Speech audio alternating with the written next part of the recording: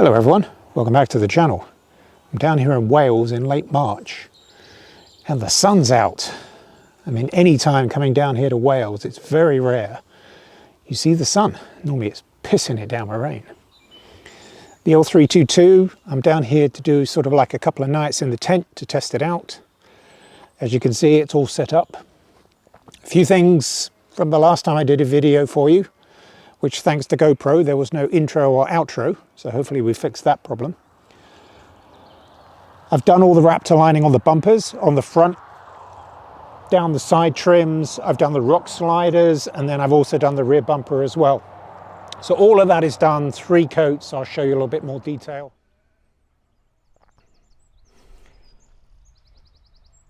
So in the last video I put out around more mods, they've pretty much all been done. So tent I sort of covered before. I was in the process of doing or planning on doing the Raptor liner for the bumpers. So in the last video I had, all of these side panels were off. I ordered some new trims. So they've all been Raptor lined. So I'm really happy with the way it's come out. Getting these panels off is not easy, just pre-warn you. You need a lot of sort of leverage on them and the clips in there might break. Luckily, I think there was only one clip that sort of broke on this side. I've Raptor lined the rock sliders. There are 2 coats on here. These have been on for about 3.5 years, and what I found was all of the rocks and everything over a period of time, because they've taken the mud flaps up, was starting to sort of chip the powder coating, and I was getting some rust spots. So on these leading edges here you were seeing sort of rust. So I treated all of that, rubbed everything down, put the adhesive, the U-Pole adhesive primer on it, and then went again over with 2 coats of Raptor liner on the rock sliders. So they came out really well. The rear bumper I'm happy with. This is never fitted since the day I got it. There's not a lot you can do with these things because it's been bashed so many times. There are 3 coats on the back. I think it was probably more to do with the undulations on the bumper, but I basically went through and did 3 coats. Really, the first one was quite thin, waited 20 minutes for it to dry, another one, 30 minutes to dry, and then a final flash coat to take out any of the underlying shine that was under there from the original bumper and the color of the car. So I'm really happy with that.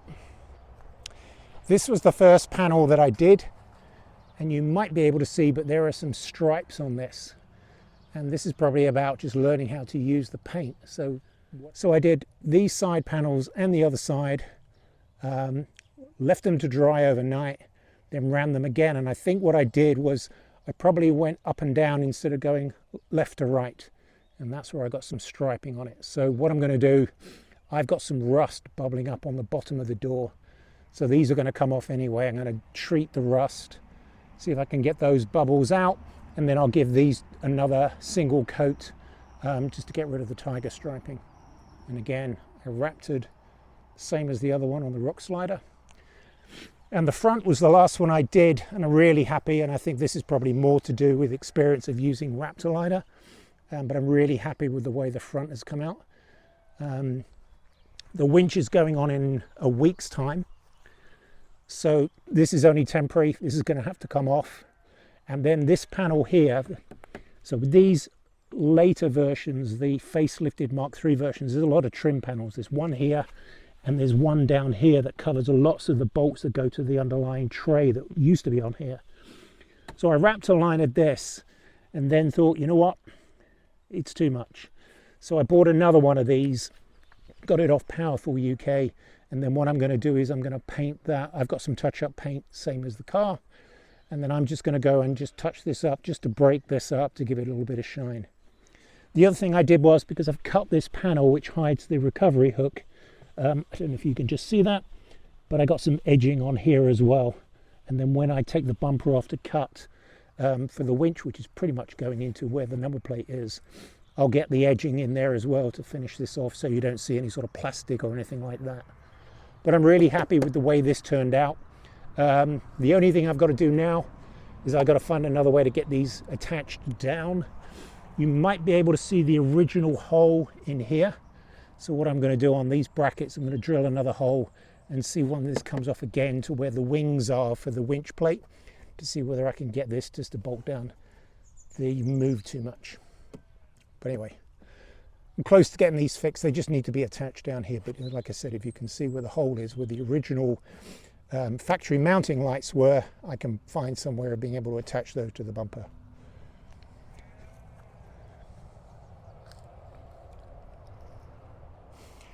This is one of those Marmite decisions when once you go for it, although I probably could have got away with just the sides, once the rear bumper was done, I had to do the front. And so I'm not going to do any more. And I know James, who I got the inspiration for this from, did his D pillars. And I think he might have done the covers for his mirrors. I'm not going to do that. I'm just going to leave this the way it is.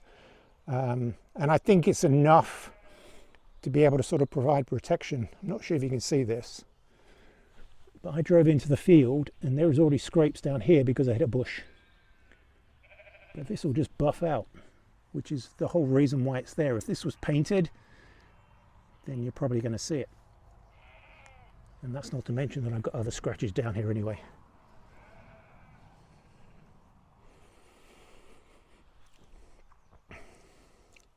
So the last update I did, so that's the Raptor done. And now these are on. So these are the Cooper ST MAXXs. These are the hybrid mud tyre. So they're sort of a middle between an all-terrain and a mud. So we'll go to the front. So the outer blocks, there's 5 blocks. So the outer blocks are the mud terrain blocks, and then the inner 3 blocks, which you might just be able to see down here, these are the AT3s, or the AT4S, whatever they've got now. So this is the all-terrain, these are the muds. Some initial impressions. You do notice them at low speed, you can hear the rumbling, and clearly it's a very, very aggressive tread on the outside and the inner wall, the inner part of the tyre as well. So you're going to notice them. Highway, not so much. It sort of evens itself out, and I think it's one of these things that, you know, the 250 miles that I drove from London to Wales, so when I get up to about 70 on the motorway, you don't really notice them, to be honest with you. And I think over a period of, you know, a couple of thousand miles to bed them in, all the corners will get knocked off them and they'll begin to sort of quieten down a little bit. So I've gone from 275 55 20s up to I've gone to 265 60 20. They're effectively a 33-inch tyre. I've measured them bottom to top. They're 32.9. So they're effectively a 33-inch tyre. You can argue the toss over that, that's up to you, but they're 33s. I reset the mileage on this trip down, so it's a mixture of, most of it's motorway straight down the M4 and then back roads for about an hour and a half. Generally I get around 30 to 32 on a run. Now the problem I've got is I've got that on the top, and I've also got things like the ladder. So I clearly got things on here that are giving me some resistance. But on the way down, after I set it, I was getting roughly 28. So between 30 and 32, I was around about 27 to 28. So I've definitely lost some MPG, whether it's all down to these or whether it's down to a combination of that and those, I'm not sure. But my miles per gallon has gone down, but that's honestly to be expected, purely because of the rolling resistance of having to move these massive tyres around. Or at least the tread is a massive tread. On the way back, what I'm going to do is I'm going to take a trip down the Elan Valley, which is around the back there. I'm not going to do anything serious, but I'm going to get it off-road into some gravel and see what it feels like. But my initial impressions are, it doesn't really feel any different as far as driving. When I picked it up off of Glenrad's, when they put them on for me, it was raining. No noticeable difference in performance on the rain. I don't drive this thing like a, you know, an Italian tune or it needs to be stolen. So I generally am pretty light on the throttle. But for so far, they feel pretty good. I do think with the added sidewall, I'll be able to drop these probably down to about 24 PSI. Especially in things like sand, and I'm off to Portugal next month, April, to do the sand trails with a bunch of guys. So I'm pretty sure I can drop them down to sort of, you know, mid-20s without really have to worry about it. The old ones I could get down to about 28 comfortably, but because of the sidewall again, I never really went any further than that. But it'll be good to see how they do work in the sand, which is pretty deep sand when you get on the sand trails in Portugal. So I'm going to spend the night in this, which will be probably the last night I get, or last chance I get to spend a night in the tent before I head off at the end of, or latter part of April, and head off to Portugal. But touch wood, the build continues. They're almost finished, and I truly mean that. I'm almost finished. The only thing I've got to do next, which is next week, I'm going to head down to Devizes. I'm going to see James. The winch will go on, and I'm pretty much all ready for that. The side panels are on. I took all this off, so behind the back of here and behind the back of here are the arms which are bolted up to the chassis rails. We just need to put the bumper, the winch tray on, and then I need to basically take a deep breath and then cut the hole in the bumper, make sure it all fits, winch on, hook it all up. That's almost the last thing to do. But I think I showed you, maybe I didn't show you last time, but that is the winch controller in there, and it's all wired up, it's ready to go. I've got it into the cutoff switch, which is on a bracket under here, and that will go up to the battery. I've got some new battery terminals which piggyback the originals, but they will go on as well. From the last video, you might be able to see, but I've been messing about with the lights to try and get them to fit. And it's an optical illusion because the way the tent is not straight. So if I stand straight, all of the lights are straight on the rack. That one over there is the one that just sits there, and when you look at it, you think, hang on a minute, something's not right. But I measured them as best as I can get them, and it's real difficult to get up behind the back of there, purely because of the way that the brackets are on the rack. You can get to that one, I can just about, but the ones in the middle are really difficult because there's no way I can really get up a proper spanner up the back. I've got this really, really small M8 spanner to be able to get that to fit. So it's not easy to do. The best way to do it is get the tent off and then I can work on them, but that's not going to happen. But for now, I'm really happy with the way that they look, and they are even, they are straight. And when it's dark tonight, I will come out here and I'll turn them all on and then fire them that way so you can see what it looks like with all the lights on. So that will be the LEDs, the ambers and the whites, and then all on. So I'll do that before I climb in the tent tonight. Okay, so let's try the lights. That's the DRLs on. That is the ambers on. That is the whites on, and that is all of them on. That is one bright set of lights. And you can see the side shooters are on, and these are really bright. I'm just going to walk around in front of the car, and you can see how bright they really are. But the side shooters come out quite a way. So I'm standing here, and you can see the side shooters hopefully. So you might be able to see, this is probably the first time I've actually recorded this, I have rock lights. And they definitely light up underneath the vehicle.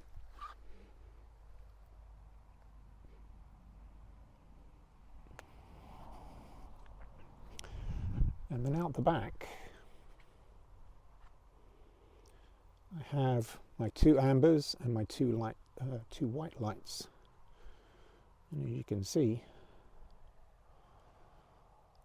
that lights up the back of the house. So tonight I'm going to do my second night in the tent. I did a night on the street, got out there really late, got up really early, didn't really have a very good night's sleep. The mattress is out of the tent, and I've got my X-Ped mattress up there, my self-inflated mattress. So I'm up here tonight The reason why I've taken the mattress out is it's about 10 pounds in weight.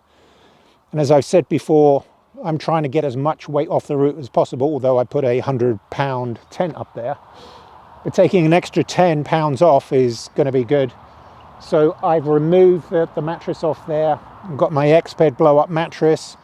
It takes about a minute to self-inflate it if you let it go and then put a pump in it. But that also gives me a little bit more space up there as well. It's really only meant as a one-person, a very cuddly two-person tent. So tonight I'm going to really spend a proper night in here. I'll get up there sort of like 9 o'clock. I've got my pillow, everything up there, so I'm comfortable in it. And then I'll give you an impression in a couple of weeks' time of what it's like doing multiple nights in this thing. But there's no reason to believe why it wouldn't be comfortable. So because the tent is really quite narrow, you'll have to excuse the sheep bleating in the background. But because the tent is quite narrow on the rack, they come up with this bump out, which is this piece here. And what that does is that pushes the bracket out. This just clips in. So instead of having the ladder leaning up against the side of the bracket of the tent, you have a bump out. And this bump out will then put the ladder. So one reason why they do this is if this was a smaller vehicle and the tent was more centered, then you wouldn't be able to get the top of the ladder against the side of the bracket, which you can see under here. And therefore you would end up with the ladder really close to the side of the vehicle. So that's why you have a bump out. So with the LT-50, you buy all the optional extras that you want. It doesn't come with a ladder. It doesn't come with a rainfly, for instance. So with the ladder, this is the 2.6 meter ladder, purely because of the height of the vehicle up to the tent. But you can get it with a 2 meter ladder as well. And again, the bump out is extra. It's probably only about 50 quid to be able to get the bump out. So the other optional extras that I chose to have was the molly panel on the top of the tent.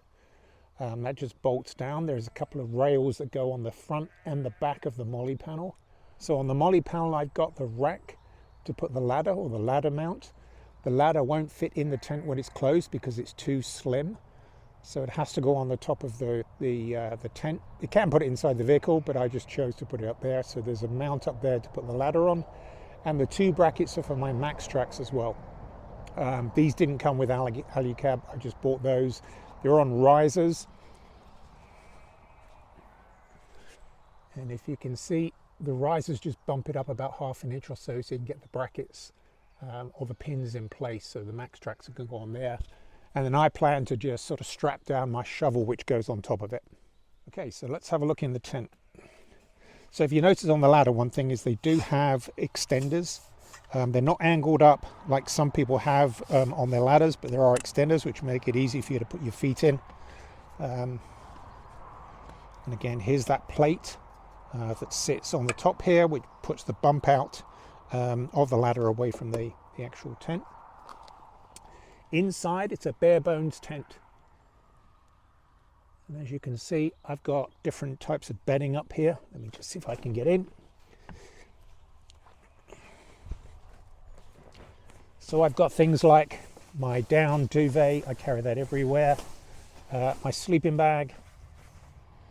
So there's a couple of things that I've done. So this is the original piece of insulation that came with the tent. What I've now done is added this vapor barrier on the bottom. I cut it to size with this, and this allows more airflow under the bottom of the tent. So clearly you're going to get cold air rising through the bottom of the aluminium frame. This will allow air circulation, and again, this is a polyethylene mat, but it's really thin. And so what I did was I just bought this. I think I got this from Forex Overland. It was a cut-off. Cut it to size and then put the polyethylene on top of it. The mattress is gone, and there's a reason why I took the mattress out. Is I did one night in it. I slept on the road. I popped the tent in the road, got out there really late, got up early. It's comfortable. I'm a side sleeper. So if you look here, you do have quite a bit of, you can see here, space for the mattress. The mattress will go flush against this ridge piece, but I took it out purely because I can save 10 pounds of weight.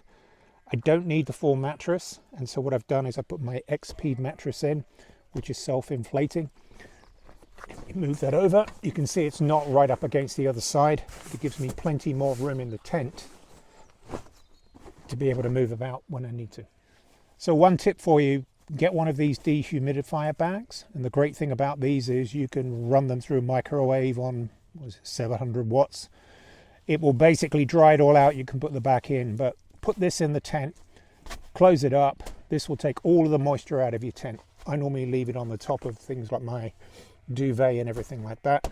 That's a really good way of getting any moisture out of your tent. So doors and windows, they all zip from the bottom up. And the great thing I like about this design is that you only need to unzip once. So you can zip up the shade. And you can also unzip the midgie mesh. And then the whole window will come down. There is no tie-ups. This is a bare bone tent. So if you wanted to leave this open, you have to roll it over or just push it down like that. One thing I have done is I bought one of these bags. There's 4 places. You can see one over there. There's one over there. There's one over my shoulder. And there's one on the corner where you can leave things inside of here like an iPhone or maybe a torch, something like that. But these are just small pockets that you can buy. So on the roof, there is a vapor barrier. It does have a bit of give to it. But unlike its bigger brother, it doesn't have any of the pockets or things like that you would have in here, which is fine because I don't need them. Pretty decent size. I'm 6'3".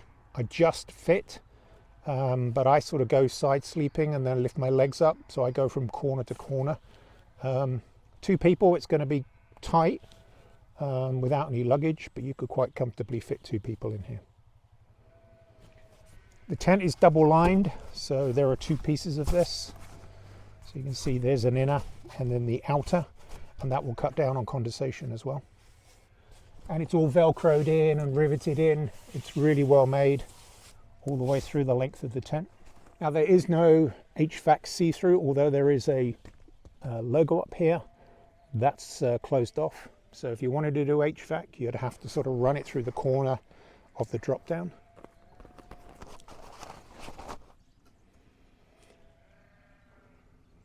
The struts are really strong. They're all stainless steel. It's aluminium frame, top and bottom, aluminium hardware right the way across.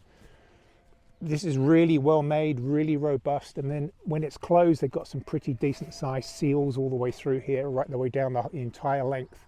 And I believe this is one piece all the way through the front, but it joins up at the back.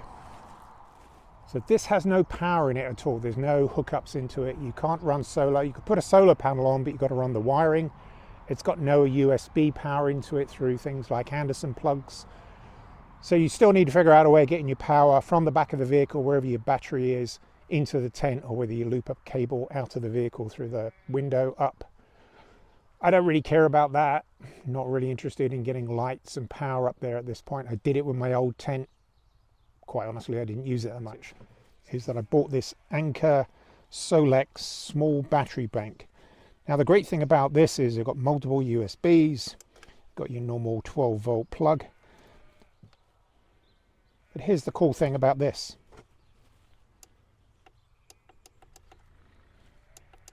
Has a pop-up light. You might not be able to see it, but there's a pop-up light. So I can take this up to the tent, pull the light out, plug in whatever I need, my watch, iPhone, maybe an iPad overnight.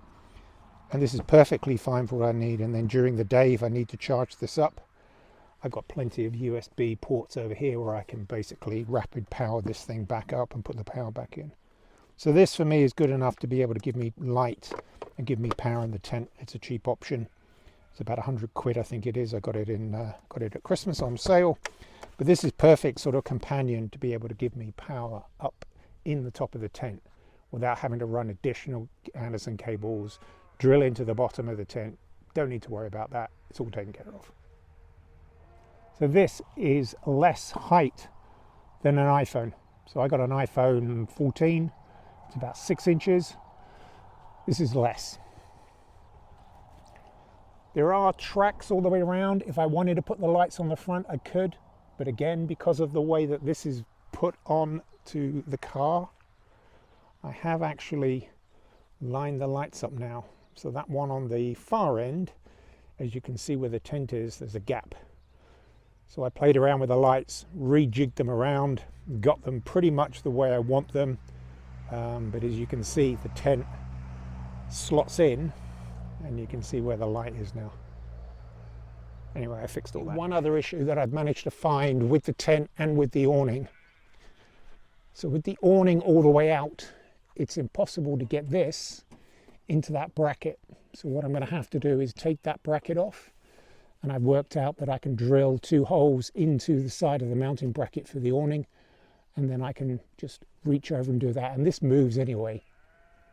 There's enough flex in that to be able to sort of put this arm into there, so I could have the awning out and still have the rain fly out. So I need to do that as well. The last thing that I have, which is going to take a while to get ordered, so it's probably not going to be here for another 2 months, is because I'm on these bigger tyres and I've got nowhere to put my original emergency spare on the roof. There's not enough space. That is now going into the back behind the boot. So I'm going to clear all this out, needs a good clean out anyway, put my emergency spare underneath the load space. And what I've got on order is a swing out wheel carrier that goes into the mount. So I've already got an extender which will move this out. So it'll fit in here. I've already drilled it. So the extender will bring basically the hole or the hitch receiver here. So I've got a hitch receiver extender which I chopped to size, which will basically come flush here, allow the swing out wheel carrier to be mounted in, and then this actually will go onto the swing out wheel carrier mount because there's another receiver hitch in it, and then that will allow me to take a full size spare on the back. So what I'm going to do is I'm going to get a 20-inch steel wheel, same tire, and then mount it on the back. And then what I can do if I go on trips, I can basically plug it in. If I'm not, I've got my emergency spare just in case if I need it. There are some people that have adapted the Terra Firma Discovery swing-aways, but the problem with that is you end up, it's permanent. You got to drill in, you got to cut. I don't want to do that. And it's permanent. This is semi-permanent. You bolt it in when you need it, you take it off when you don't. And then I can store my larger spare, full-size spare, and the swing out arm, put it in storage, and then not have to worry about it. So all of you that have been on and on about the emergency spare that I use with this vehicle, it will still be there, and effectively I'll have 2 spares when I go on trips. So there you go. Thank you very much for watching. Comments down below if you like it. I'm sure there's going to be some comments about the Raptor, but hey, each to their own, right? And with that, I'll see you on the next one.